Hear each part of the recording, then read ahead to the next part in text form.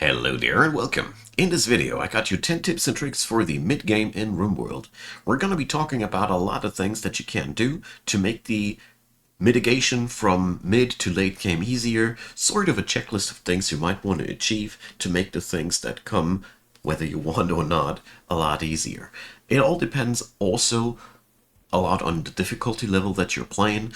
It makes a lot of a difference if you're playing more combat-centric or not, but all of these things on this list should be helpful one way or another, and I am looking forward to hear what you are thinking. Now, number one I want to talk about is the mechanoids will be coming, and this is something that you should definitely prepare yourself for, namely with a few things that you should have. A source of EMP damage, because that is just very helpful. Lob them onto any form of mechanoid and you have some fun with them. Number two, some sort of smoke. Mechanoids love to use really vicious turrets. If your people stand in a smoke cloud, turrets can't shoot on you. This means a smoke launcher basically takes out all of the enemy turrets if you take it with some patience. Therefore, these things are really handy to have at least one in your colony. And last but not least, there's a couple of anti-mechanoid weapons, specifically the Zeus hammer, but honestly, any blunt weapon does the trick. Also pretty nice of that is every weapon that has a high armor penetration. And armor for your own people, but more about that in a hot minute. Let's move on to number two. The other thing that I find really invaluable to pick up and capitalize on is Devilstrand. Devilstrand is one hell of a material. For one, it is insulating very well against temperatures, but also look at that armor bonus against sharp damage. That means it protects against bullets. Devilstrand clothing is basically the non plus ultra if you want to have clothing that also doubles down to have some armor efficiency. Combine it with several layers of armor and it is really useful. But my verdict was there's really not much reason not to use Devilstrand because, you know, Hyperweave would be better, but Hyperweave we can't reliably produce by ourselves without the help of mods. Therefore, researching Devilstrand and planting it out in your colony is so worth it. If you have some fertile soil where you can plant it, obviously use it. And yeah, it's one of the best things that you can pick up for your people for various reasons. And number three brings me directly to the next thing, that is cocoa or chocolate. So, locked behind 2,000 research points, that it is one of the more costly things, but chocolate is in so far really interesting as it is maybe not the most nutritious form of food, but it is recreational food, which means this is one of the things that makes your people happier by just having it available, which is pretty nice. Overall, you might want to have more of these, not only for the sake of making your folks happy, but also because it is very nice in terms of trading goods. A chocolate bar is not only good for your folks to eat it, it also can be sold for quite a nice penny. So all in all, if you have the freedom, cocoa trees are so worth it. Number four, armor and weapons that you want to prepare yourself up with for the mid-game. So first and foremostly, flak armor is really cool. It is not that cost intense, and it does something for the price. Combined with some Devilstrand, your people are already quite nicely equipped. I strongly recommend, though, the longer the game goes, to look into marine armor and cataphract armor. I'm personally a big fan of marine armor because it lies in the golden middle of power armors. You can always put the power armors on outfit stands and just equip them when the enemy is approaching, so you don't wear them down, but legit, the heavier the armor, the better. And if you can't get yourself hands on too much armor, try to protect the head and the torso of your people first, because at the end of the day, this is where people instantaneously die when their HP go to zero. All other parts of their body don't kill the person in question immediately. Therefore, I find these always the most important. Weapon-wise, well, basically you want to be prepared against large numbers of enemies, so you want to have an installation for that. Defense systems a little bit later in the video, but altogether, automatic weapons are the name of the game. I personally find assault rifles and chain shotguns to be a good start, but honestly, miniguns and SMGs and LMGs come in very handy when the enemy comes in very large numbers and melee heavy. So, in short, I found that automatic guns are really very much a no-brainer. And the other thing is, if you want to use it and if you can bring it in, fire is a really good solution against enemies, because the moment they are lit up, they are basically stunned. They can't fight back anymore. They're just running around and doing things. I find this extremely useful, but you need to be very careful at the same time, because the same fire that is taking down the enemy can easily spring over to your own people, and the whole thing can backfire. Pun intended. Let's move on over to number 5, because, there's not much more to say about that. That is prosthetics. The longer your game goes, the more important replacement limbs grow. The basic prosthetic technology is barely cutting it. I personally found bionics to be the thing that you're actually looking for, because the baseline prosthetics are better than a peg leg, better than having no arm at all, but honestly, from the mid-game on out, I have found to be looking at lost limbs more as a opportunity to improve my people. Therefore, yeah, bionic replacements as soon as you can make them, it's really good. Keep in mind though that they are horribly costly in terms of production. Plasteel and advanced components can be eaten in extreme numbers. In short, if you can get yourself prosthetics via trading, it is very much worth it to have at least a leg and an arm or something like that on your stockpile, because eventually you will need them. You will, whether you want it or not. Which brings me to number 6, mortars. You should absolutely have mortars prepared. Get yourself a couple of shells, get yourself a couple of replacement barrels, and use them when the enemy comes with mech clusters, psych ships, or sieges. These 3 things, in my opinion, are best dealt with mortars. You can obviously store your shells in the vicinity. I find that always very useful, because people need to run back and forth after each shot. And what's also worth pointing out, we have nowadays a couple of really interesting new shells available. You might want to look into these as well, especially dead life shells are really interesting, but also incendiary or tox shells can have very good uses if you want to be a little bit more creative. If that ain't the case, strongly recommend to just stick to the good old high explosive shell and take down whatever you don't want to get too close to. The accuracy of these things is a little bit bad, but that's really the worst to say about them. Good way of dealing with problems without killing your own people. I highly recommend picking these up during the mid-game. Number 7, defenses. You already see that we have a fortification here.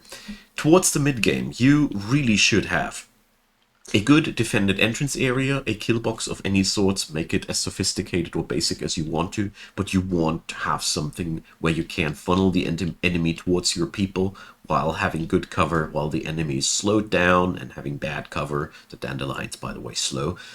You can pack in animals into the defense zone. You can pack in hunter drones into the entrance zone. Something like that can be also really nice.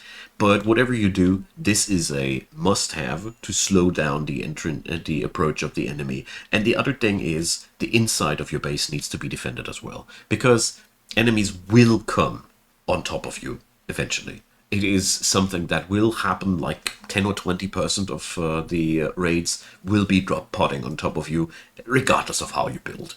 So therefore, turrets inside your base, spike traps at corners, all these things pay out tremendously. And at the end of the day, I always try to have sort of a fallback plan inside of my base, and something that works up front as well. When the enemies come as breach raiders, let them breach your walls. That's why I have all these doors. I look at where the enemy starts breaching my walls, and then I go out with my people and start shooting at them once they start whacking the walls. They become very, very vulnerable during that phase. Also, if you want to, you can obviously also do a double layer technique like this. This is extremely powerful if you are worried against breach raiders. And basically you just wait until you see where they are coming through, and then you pack up your people and let them wait there. You can bring in explosive traps and a lot of things there. This is, I think, one of the easiest ways to deal with breach raiders. The most awful people are, after all, the drop pod raiders, but I found that with a couple of turrets, a couple of traps, a couple of corners, a couple of choke points, we have plenty of opportunity to pick up a fight where we want to have it, and experience has shown that raiders really love to kill themselves at turrets and other things. Now, number 8, mobility in your base. When you play the game longer, it will happen that the storyteller will spawn some threat around your base. Some nifty things like EMI devices that shut down your entire electricity production if you don't take out the site. In short, you will need something to travel around, be it either a couple of horses or other mountable animals. You can also use transport pods if you want to, or you can go fancy nowadays with a shuttle or even a graph ship. But whatever you do, you will need to be able to travel around and shut down threats that pop up around your base. This is something that happens, and if you don't take care of these, they can be really, really obnoxious. And therefore it is something that you should be prepared for. So therefore, have a couple of people, 2 or 3, available that you can send there. Usually you just really need to go to that site and destroy one building. More often than not, you can take it from the backside and you don't even need to wake up the mechanoids to destroy the actual threat. In short, it is all resolvable if you are prepared, but if you are not, it can really bite your back. Now, number 9. Temperature controls and medicine. It sounds so obvious, but man, have I lost many, many, many, many people during my mid-game adventures because I had not enough heaters in my apartments, not enough coolers in my apartments. You don't want to know how many panic coolers and heaters I have built in my hours of Rimworld because a sudden heat wave or a sudden cold snap reminded me there was something you needed to do. So, in short, have a couple of sanctuaries where your people can find warmth and or cold in the specific case, and the longer the game goes, try to have all of your heavily frequented areas, workshops, apartments, recreational areas and such, all climatized, because it really makes a lot of a difference. And here you see, I forgot my hospital here. That's as easy as it goes. But this is one thing.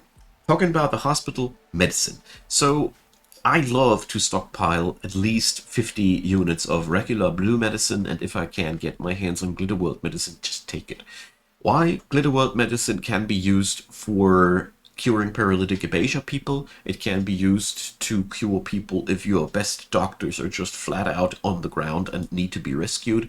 There's just so much goodness that you can get from the just the presence of medicine in your colony, and therefore it is one of those materials that's absolutely worth stockpiling.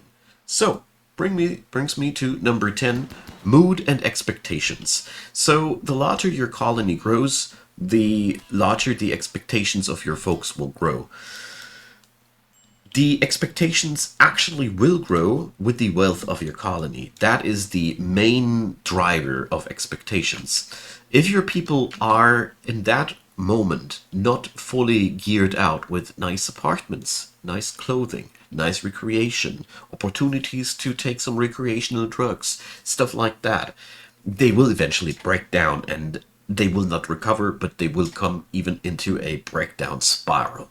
This will pretty much cripple your base, and therefore amping up the things that make your people happy is one of the things that you need to keep your attention on the larger your colony grows. It is a slippery slope though, because at one end you want to have really fancy apartments and such. I mean, those fine carpets are pretty good spending for your cloth and also bring in a lot of wealth, but that same wealth also attracts a lot of dangerous enemies. The wealthier your colony, the more danger you attract. So in short, the balancing act here is for the mid game to find a balance to spend your wealth on one end on defenses, because you know every one of these turrets is also worth money at the end of the day and will be calculated in here, and the other end of the spectrum is wealth put up for nice things like billiard tables and art and decorational things that also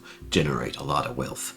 This is basically what you want to balance out. Never lose track of both of these things, because not only the enemy will kill you, also that person in murderous rage that strangles one of their best friends in sleep because they had to eat without table again. Right, so that's the mid-game things that I found to be the most important. I'd love if you guys chimed in with your mid-game tips and tricks, because, you know, at the end of the day, there's always more to know and more to say about these topics, and I'm always constantly learning from you folks a lot as well, which is great. Therefore, spam it out and leave a like, leave a subscribe, consider supporting my work on Ko-fi or any other given ways and means downstairs in the description box. And as per usual, I want to say a huge thanks to all of you helping out, and a huge thanks for you right here, right now watching this video. Appreciate you taking that time. Hope you had something from that video, and see you on the next one. Bye bye.